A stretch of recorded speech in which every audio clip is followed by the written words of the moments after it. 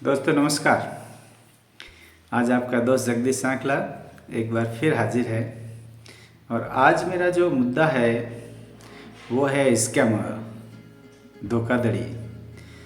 धोखाधड़ी दोस्तों आजकल चारों तरफ बहुत हो रही है। हम ये बात बहुत अच्छी तरह से जानते हैं, समझते भी हैं और दूसरों को सीख देने में आगे भी रहते हैं कि देखो ऐसे ऐसे धोखाधड़ी हो सकती है, इससे बचना चाहिए।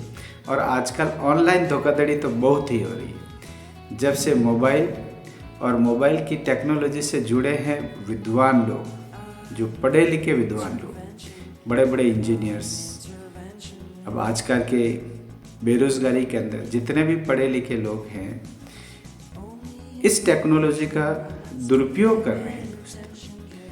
जो ये स्कैमर हो रहे हैं, ये जो धोखाधड़ी हो रही है, ज़्यादातर इसमें देखेंगे कि जो ब्रेन जिनका काम कर रहा है वो पढ़े लिखे लोगों का, विद्वान लोगों का,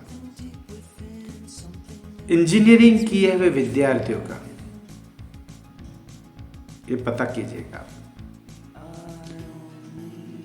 अब अपनी इस मुहिम में वे उन बेरोज़गार लोगों को शामिल करते हैं, उन बेरोज़गार विद्यार्थियों को शामिल करते हैं, उन नासमझ बच्चों को शामिल करते हैं लालच देकर, और खुद के साथ साथ कई लोगों का जीवन भी खराब कर देते हैं। जी हाँ दोस्तों, लेकिन मेरा मुद्दा कुछ और है। मुद्दा ये है कि हमारी छोटी सी लालच, जल्दी से अमीर बनना और फ्री का कुछ प्राप्त कर लेना, ये वे दो तीन बातें हैं जो आदमी को ट्रैप में, जाल में फंसा देती है, और जो हमारे जेब में है वो भी खाली हो जाता है। ज़रा सोचिएगा, कोई हमें फ्री में गिफ्ट क्यों देगा? सोचने की बात है। कोई हमें लाखों रुपए क्यों देगा? हम कमाने गए क्या उनके साथ में? हमारी शेयरिंग थी क्या? तो फिर वो हमें क्यों इनाम में देगा कि आपकी 1 लाख रुपए की लॉटरी लग गई? इस लालच में हम आ जाते हैं। कोई हमें फ्री में गिफ्ट क्यों भेजेगा? जरा सोचिए ना दोस्तों।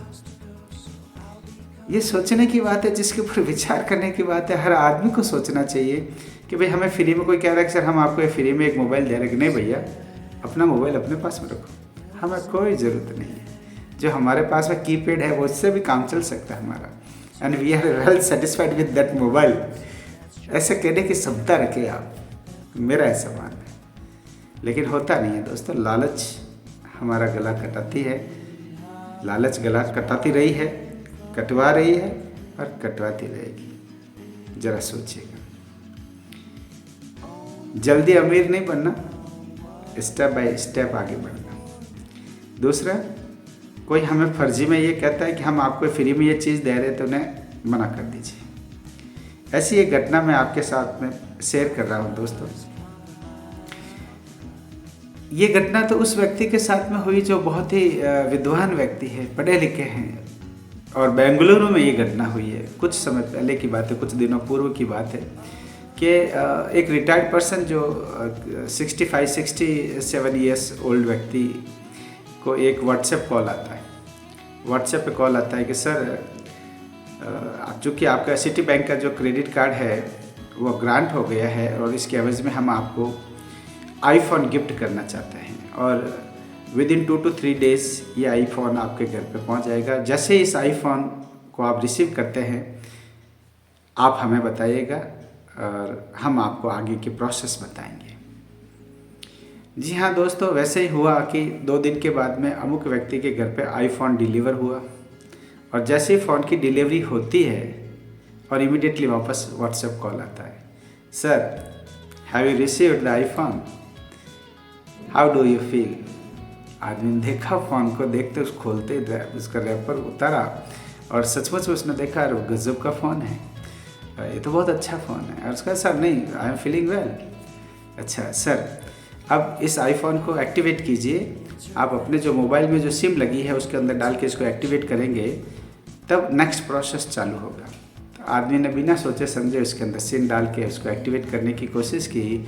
तो जैसे उसको एक्टिवेट करने की कोशिश की तो उसके फ़ोन में जो भी सारी डिटेल्स थी उस हैकर्स के पास में, स्कैमर्स के पास में पहुंच गई और उनके खाते से 2.8 करोड़ रुपए बता रहे हैं ऐसे साफ हो गए। अब आंकड़ा कहता है कि 2 करोड़ से ज़्यादा रुपए की सफाई होगी। मैं तो कह रहा हूँ 2 लाख रुपए भी गए हो उसके।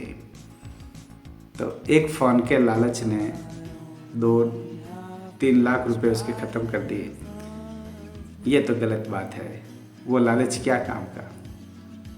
एक मोबाइल के लालच ने उसका ख़त्म कर दिया। दोस्तों, ऐसे लालच में हमें कभी नहीं आना चाहिए। यदि कोई हमें कहता है कि आपके मोबाइल खुला है, कहाँ से खुल गया, क्यों खुल गया?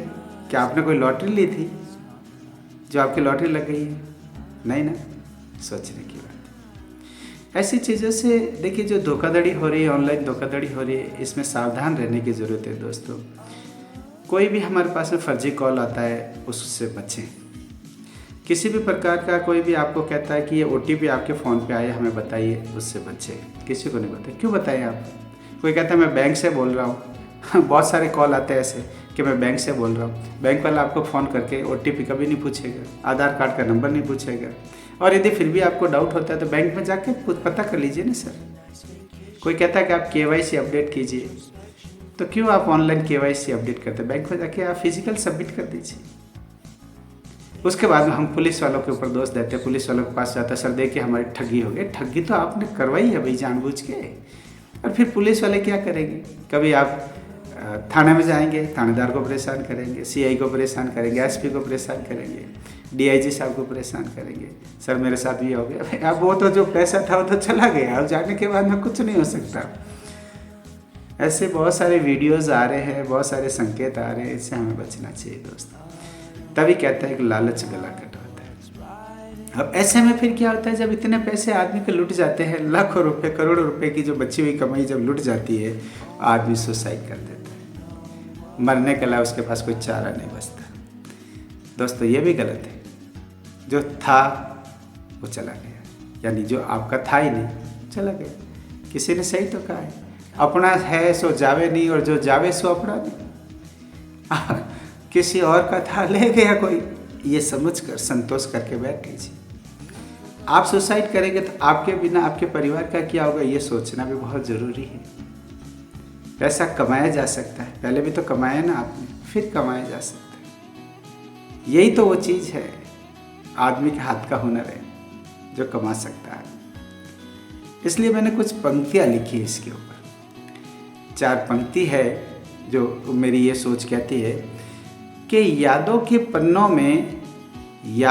पन्नों से भरी है ज़िंदगी, यादों के पन्नों से भरी है ज़िंदगी, सुख दुख की सहेली है ज़िंदगी, कभी अकेले में बैठ के सोचो तो सही, हमारे बिना अधूरी है ज़िंदगी। जी हाँ दोस्तों, मेरी बात ये आपको अच्छी लगी हो, ज़रूर अपने दोस्तों में फॉरवर्ड करें और मेरे इस वीडियो को सब्सक्राइब करें, ताकि आगे यदि कोई भी बात ऐसी हो सबसे पहले आप तक पहुँचे। जी हाँ दोस्तों, जय हिंद, जय भारत।